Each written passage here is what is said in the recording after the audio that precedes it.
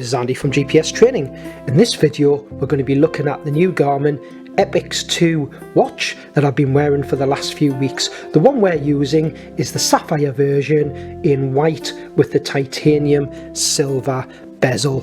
So this is a new watch that's came onto the market a little while ago with some nice new changes and an absolutely brilliant AMOLED screen. So we're just going to delve into some of the facts and features about the watch and just how I've been getting on with it over the last couple of weeks. So the watch itself, the one that we're using here is the sapphire white titanium edition. So it's the nice silver bezel. Titanium makes it nice and strong and does actually reduce the total weight of the watch down to a nice 70 grams. The screen itself is the sapphire screen, so that means it's really tough and resistant to getting marked. So a nice tough sapphire screen. If I just turn the watch on the back, this one has the silver back. It's actually got the new Elevate heart rate sensor, and it also measures our pulse ox as well, so the oxygen levels in our blood. So it's the new Elevate 2 heart sensor. Charging port on the back is the same sort of charging port that you get with a lot of the Garmin watches now, including the EPIX range. We have the quick release bands, so it's these nice soft silicone bands that I find really comfortable. So we've got the factory fitted white one on here. You can get different bands and they're nice and easy to remove. They've just got the little clips on the back here that let you change the straps nice and easy. But just turn the watch on its side. It's quite a slim watch, actually 14.5 millimeters. We don't find it too chunky a watch. It looks nice on the wrist. It's got the 47 millimeter bezel. I'll just come back out the screen I've touched into there. So 47mm bezel, whereas on a lot of the watches they used to have a lot of screws and things round the bezel. It's a lot of a smoother finish, we think a nicer finish without having the screws on the bezel. We've just got these ones in the corners. I'm just going to turn to one of the buttons on the right hand side here. This is a button that on the EPIX watches, it's the start stop button. So it's the start stop button for starting an activity, and just like the new EPIX 7 range, they've added this little protective bezel around it. It's a stop accidental presses of the button, so you get this little sort of bezel around it to protect it. And we've got the barometric sensor just on the side here. So the watch itself on the wrist feels nice and comfortable. Like I said, it's only a 70 gram weight and a nice comfortable soft silicone strap with it.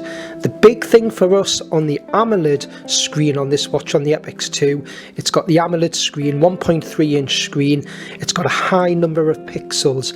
It's 416 by 416 on the pixels. This gives us really strong, vivid colours. It's something you see on other smartwatches. Normally you find, or what we found before when we've used other watches in the past with AMOLED screens, it's the battery drain that we get on these high contrast screens with the vivid colours. But when I go into the full spec and we talk about battery life, we've been really impressed with this watch for having this AMOLED screen. I'm just going to go through some of the screens now, and then we'll talk about the battery life on the watch, but just to give you an idea of what the colours look like. So it is a touch screen. You notice when I touch the screen I'm bringing the light on, so that's something we've been really impressed with on the touch screen. And actually on the watch face, there's loads of choices of watch faces you can put on. You can change the data boxes. One thing I noticed with it being touch screen, if you touch and hold down on one of the data boxes, it'll go into more detail about that screen that you've got. So this is a screen we've got about altimeter data. If I touch on the date screen here at the bottom, just hold down on that, it goes into our calendar. Come back out of there, I've got the battery level here. If I touch on that, it goes into information where we can set up different battery level settings. So it's nice that you've got what I would call an interactive screen on the actual watch face. You can set up loads of different data boxes. I'll just give you an idea of some of the other watch faces, and you can make all these screens very bespoke. They can have different data fields. Just going to whiz through some of the watch options just to give you an idea, but you can see these very sharp, vivid, bright colours. There's a lot of colours on this watch compared to other watches. It's the AMOLED screen that we're really impressed with, which is this. You've got light emitting diodes on the screen which give you these brilliant colours. And actually when we're outside, even in the sunlight, we found it a good screen to view as well. Of course I'm inside at the moment, but we're really seeing what these colours look like. So I'm just going to hit the back button to come out of the watch face there. Where we've really found the colours come into their own is not just on the watch face, and yes, the data boxes, and when we're looking at various other screens it looks great, but one thing with this watch, it's the maps that it comes with. So sorry, I'll just load the maps up.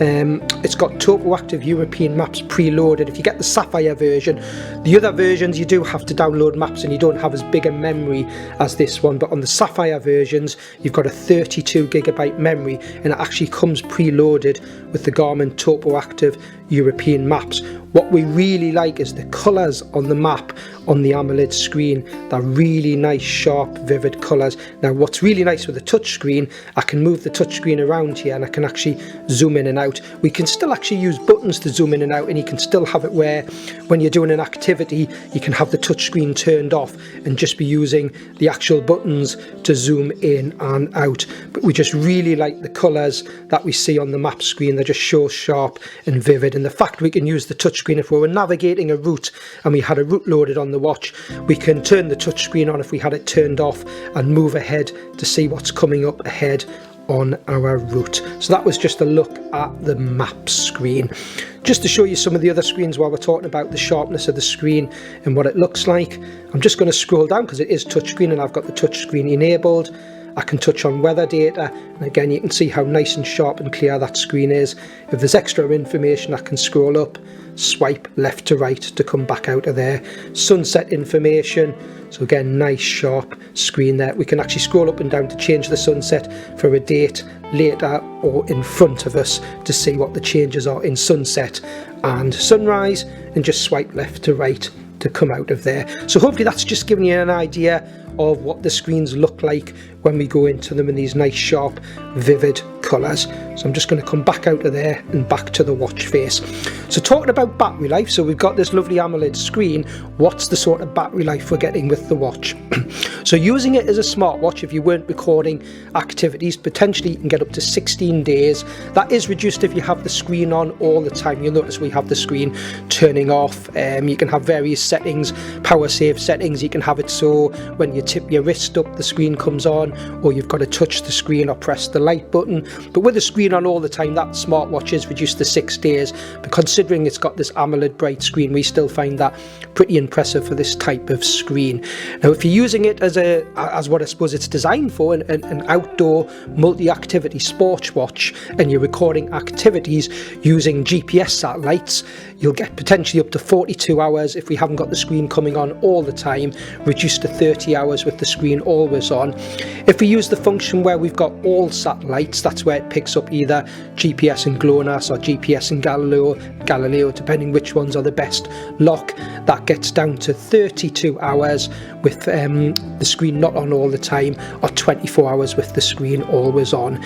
Now this watch does have the new what we call multi-frequency L5 signals. You only get that on the Sapphire versions of the EPIX.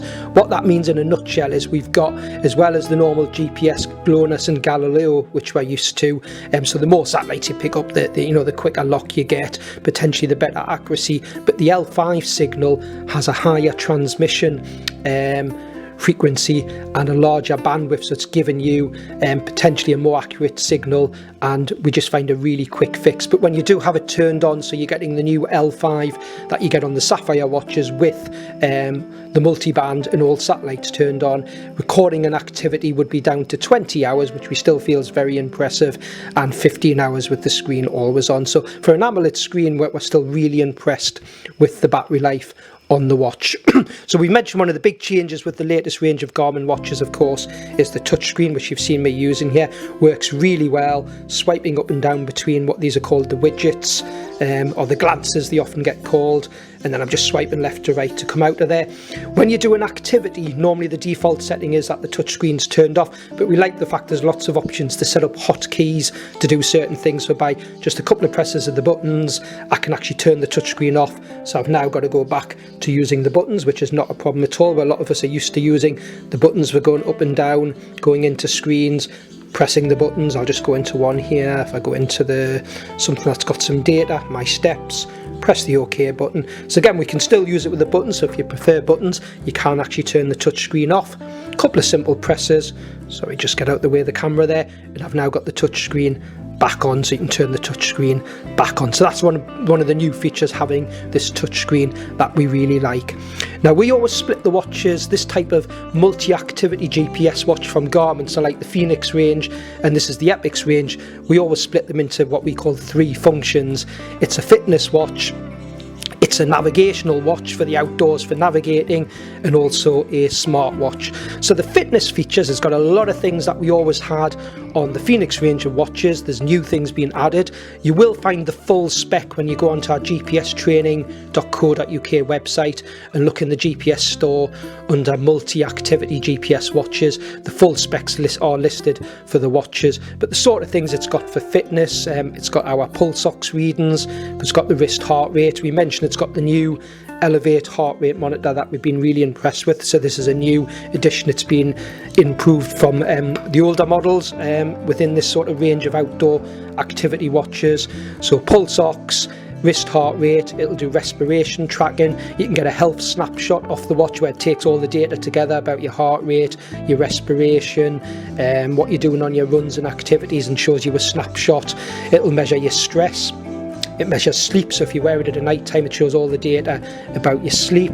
It's got the body battery function. You can actually log fluid intake by telling it how much fluid you're intaking, and then when it looks at activities you've done and the temperature, it's sort of giving you an idea what fluid you should have had. So it's all just helping you when you're looking at the sports side of things. So it's got loads of sports apps built in for recording activities. We haven't got a lot set up at the moment, but it's got absolutely loads you can choose from. At the minute we've got run, hike, climb, mountain bike and walk set up, but there's loads of indoor and outdoor activities, so you can set it up for mountain biking, all sorts of cycling, for skiing, sailing, kayaking. It's got all indoor settings, so you can set it for things like treadmill, indoor track, swimming options. You could just go on and on with the number of activities you can set up that you can record.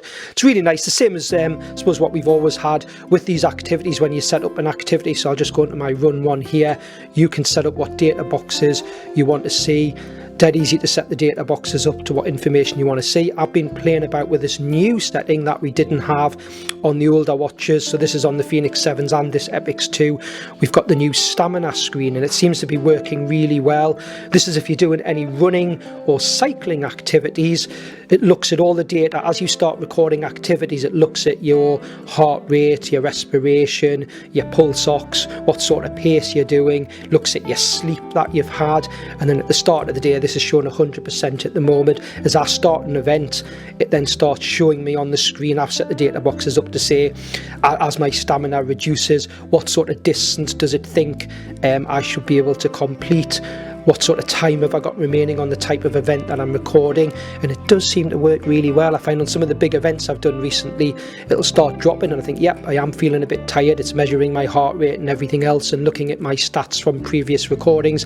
You stop for a break, take a bit of food on, and then it shows you an increased level of distance remaining, etc. So it's something I'm still sort of trying and testing, but it is a new feature, this stamina feature, which we're really liking. So in with the sports in the training and I suppose the fitness side of things, the watch will actually do animated workouts. You can use the Garmin Coach where you can set up using the Garmin Connect app that you're doing a 5k, a marathon, a half marathon, and it'll give you things to do on the watch, basically coaching you into that activity over a number of weeks. We've got the virtual race predictor, which I'm not sure if I've got enough events, activities recorded on here at the moment. I'm just going to see if I've got anything in there, but it's where it's predicting what you should do on, say, a 5k, a 10k, etc. Don't think, I'm just going to check, I thought I might, oh yeah, training status, oh there we go, VO2, yeah, 5k prediction, 24 minutes 50 seconds, so that's just based on data it's got recorded from me already. You can race against yourself, it'll measure your pace. If you've done a previous activity, I really like, racing against yourself just to see how you're doing from that activity that you've done before. It shows you where you are in relation to what you did the last time you did that activity. activity. So just so many fitness things on the watch. I haven't got it on the wrist at the minute, so it's not going to show my heart rate, but of course you can go into the heart rate and look at all your heart rate data from last 4 hours, last 7 days, etc. All this data again is available on the Garmin Connect app. So this is an app you put on your phone where anything you're recording on the watch, all the stats, all the data, you can then display and delve into it even deeper on the app on your phone. So yes, it's a fitness watch, we've mentioned that. The next side I always look at is navigation. So using it outdoors for navigation, show you a few features there. So we've mentioned about the map. So of course, when we're doing an activity, we can have it so we've got the map on the screen. You can send routes to the watch using the Garmin Connect app.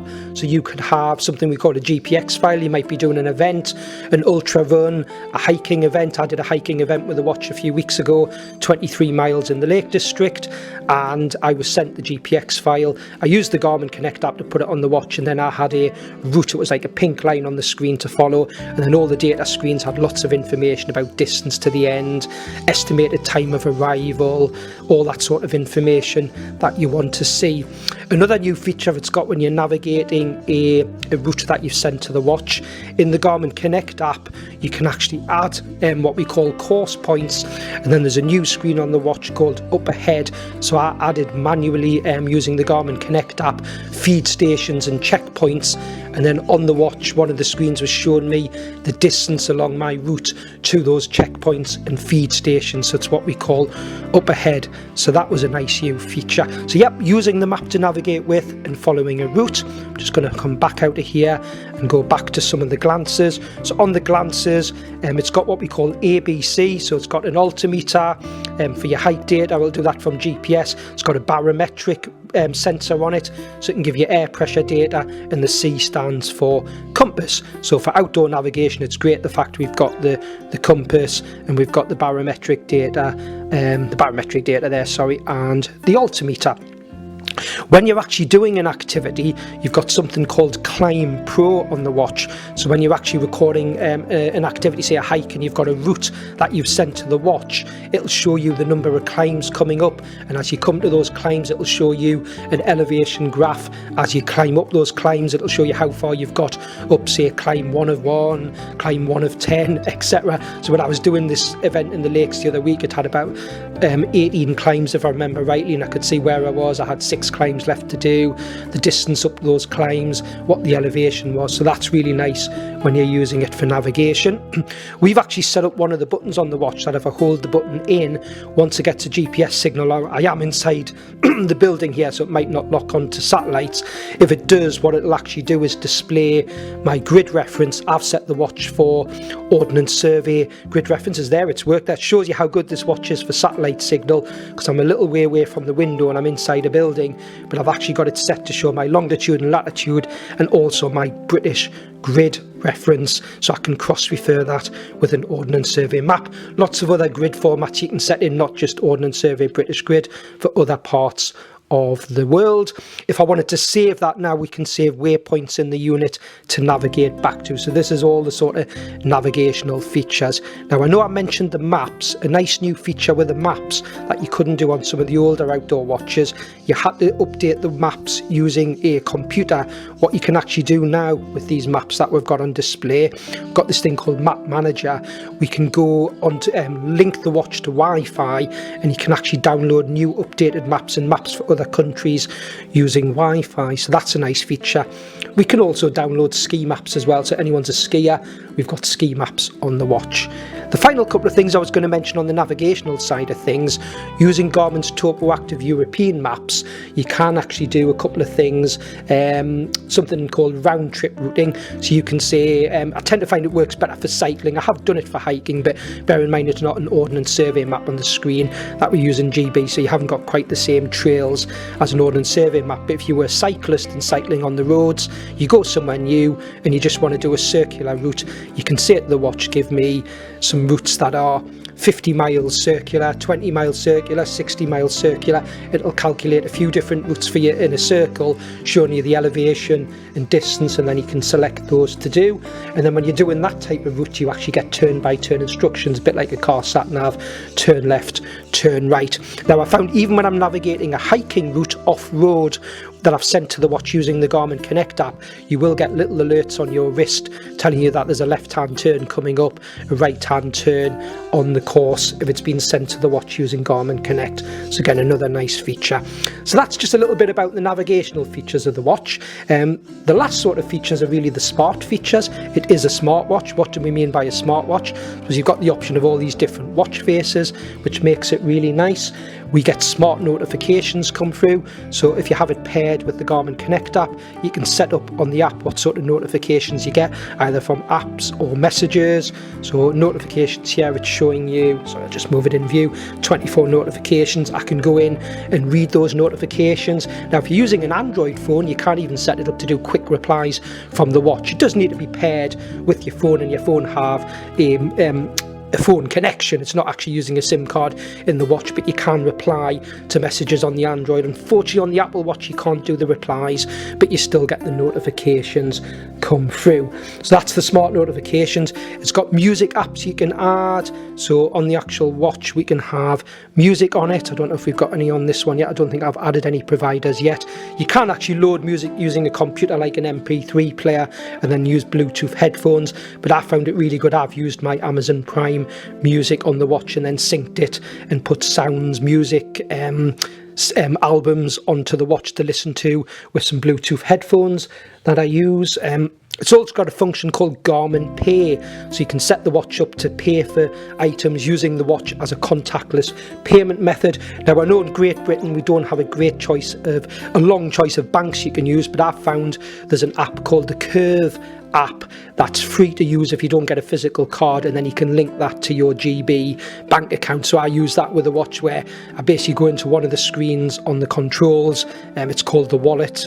I haven't set it up on this watch yet. I have on my other watch I use. So in the wallet, I've then got to put a PIN code in, and then I basically hold the watch to a contactless payment machine to make payment. Brilliant when I'm out running and I haven't got lots of pockets with it and I haven't brought money with us. We've also got the Garmin Connect IQ store where you can link it to the Garmin Connect IQ app, and there's lots of extra apps, features, data boxes, hundreds of watch faces that you can download other than the ones that the watch comes with.